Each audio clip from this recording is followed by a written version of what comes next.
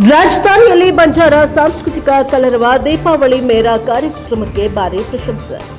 ಕರ್ನಾಟಕ ರಾಜ್ಯ ಬಂಜಾರ ನೌಕರರ ಸಾಂಸ್ಕೃತಿಕ ಮತ್ತು ಕ್ಷೇಮಾಭಿವೃದ್ಧಿ ಸಂಘ ಬೆಂಗಳೂರು ಇವರ ವತಿಯಿಂದ ನಗರದ ಅರಮನೆ ಮೈದಾನದಲ್ಲಿ ನಿನ್ನೆ ಸಂಜೆ ನಡೆದ ದೀಪಾವಳಿ ಮೇಳ ಅಂಡ್ ಸಾಂಸ್ಕೃತಿಕ ಸಂಜೆ ಕಾರ್ಯಕ್ರಮವು ಬಂಜಾರ ಸಂಸ್ಕೃತಿಯ ಸೊಬಗು, ವೈಭವ ಮತ್ತು ಕಲಾ ಪರಂಪರೆಯನ್ನ ಮೂಗಿಲೆತ್ತರಕ್ಕೆ ತಂದು ನಿಲ್ಲಿಸಿದ ಕಾರ್ಯಕ್ರಮವಾಗಿ ಹೆಸರನ್ನ ಗಳಿಸಿದೆ.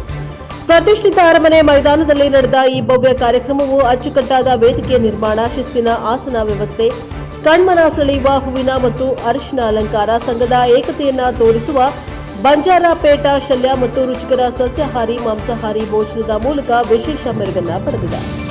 ಕಾರ್ಯಕ್ರಮದ ಭಾಗವಾಗಿ ಕನ್ನಡ, ಹಿಂದಿ ಹಾಗೂ ಬಂಜಾರ ಭಾಷೆಗಳ ಹಲವಾರು ನೃತ್ಯ ಗಾನ ಕಾರ್ಯಕ್ರಮಗಳು ನಡೆದಿದ್ವು. ನಶಿಸುತ್ತಾ ಇರುವಂತಹ ಬಂಜಾರ ಸಂಸ್ಕೃತಿ ಮತ್ತು ಹಬ್ಬ ಹರಿದಿನಗಳನ್ನು ಆಚರಣೆಯನ್ನ ಜೀವಂತಗೊಳಿಸುವ ಉದ್ದೇಶದಿಂದ ಆಯೋಜಕರು ದೀಪಾವಳಿಯ ಮೇಳ ವೇದಿಕೆಯ ಮೂಲಕ ಸಮುದಾಯದ ಸಾಧಕ ಅಧಿಕಾರಿಗಳು ಮತ್ತು ಹಿರಿಯ ಮುಖಂಡರಿಗೆ ಗೌರವ ಸಮರ್ಪಿಸಿದ್ದಾರೆ.